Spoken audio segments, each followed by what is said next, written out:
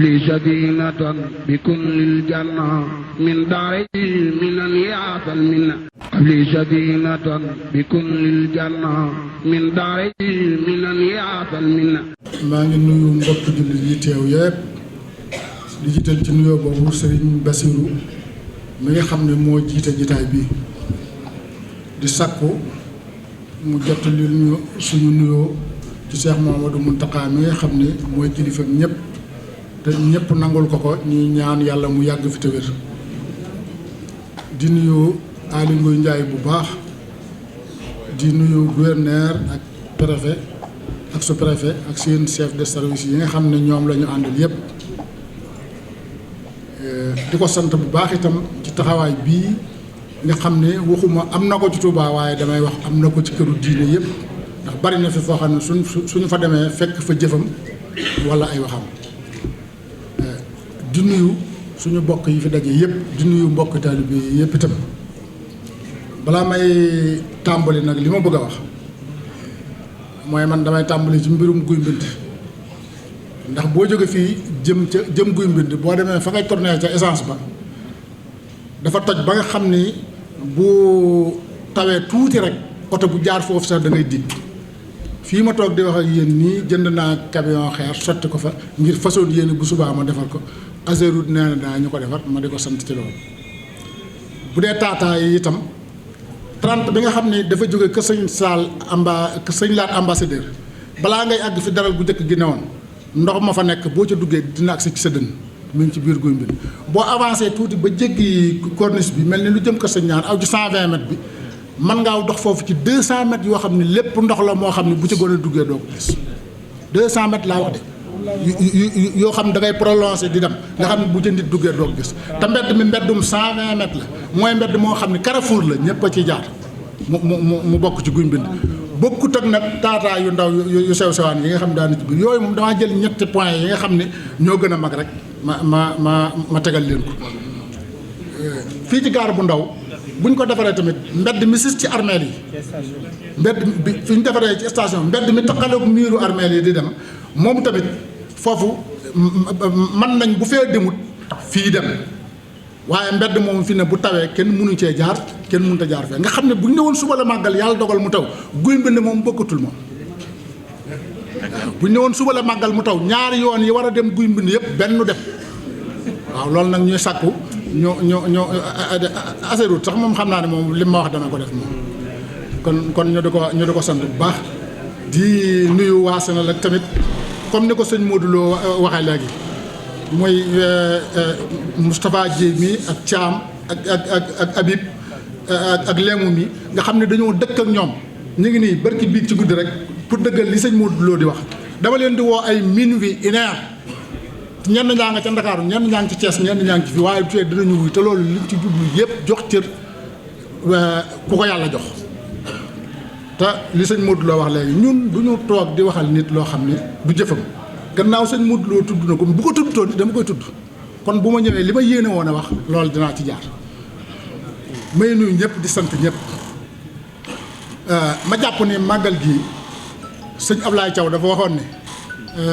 ab liir la at mu jot dañ koy dogal mboot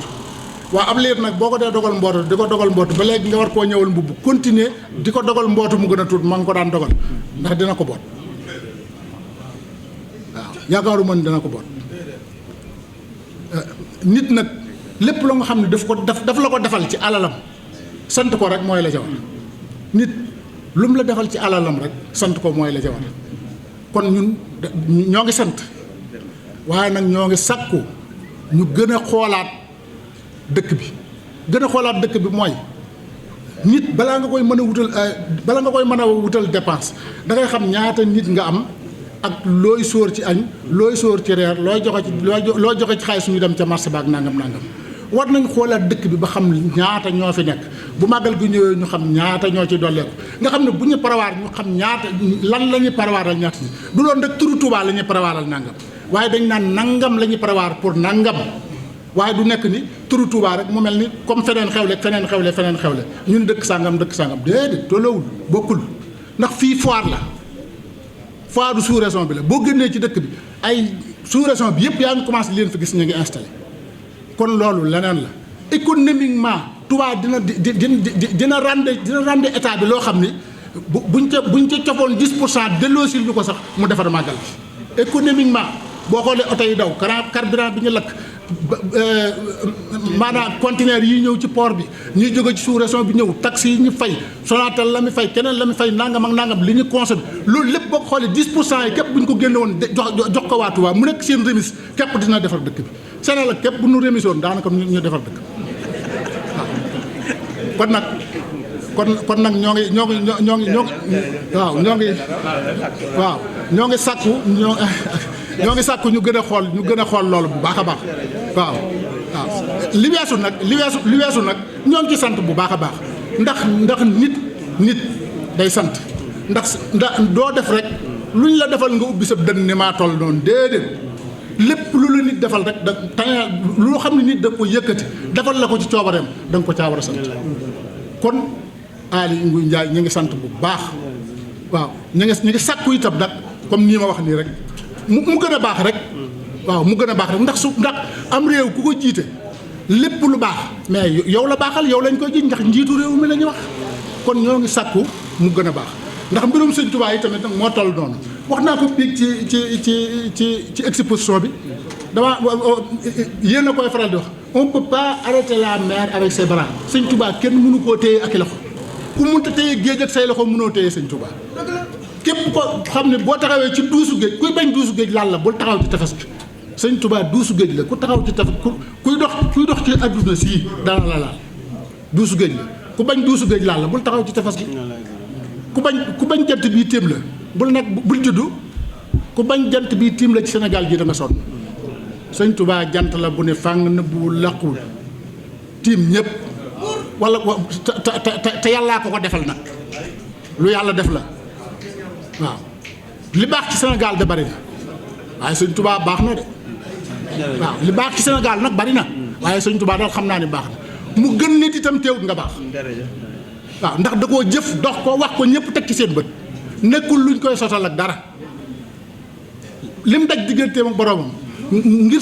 Sénégal daj ko ngir diine daj ko ngir doomu aadama keneen ku ko dajoon itam ñu daal di lay jox cër bii ñu ko jox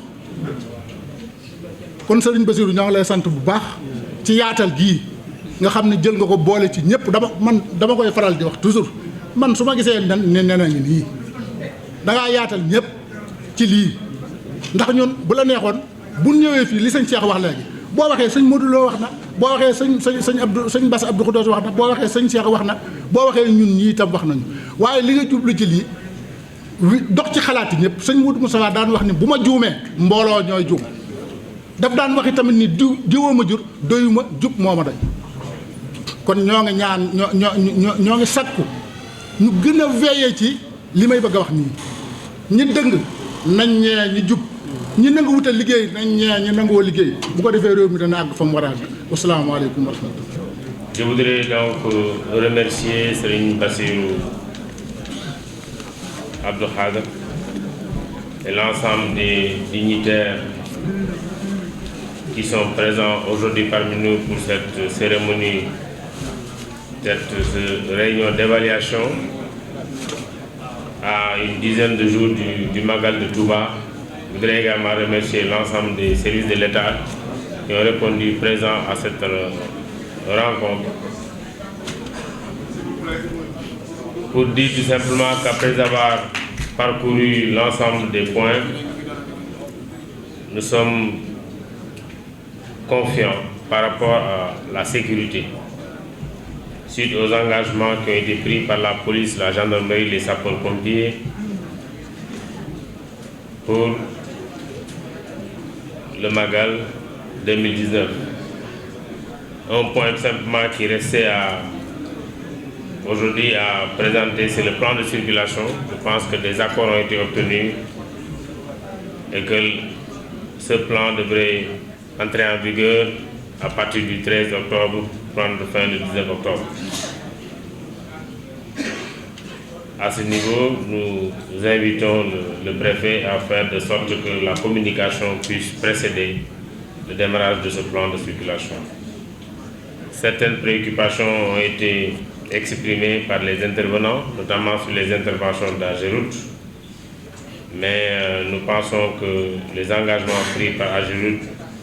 seront respectés, y compris la traversée pour permettre à l'OFOR d'assurer le maillage du réseau. En ce qui concerne les aspects médicaux et d'hygiène, nous n'avons pas de préoccupations particulières. Les engagements sont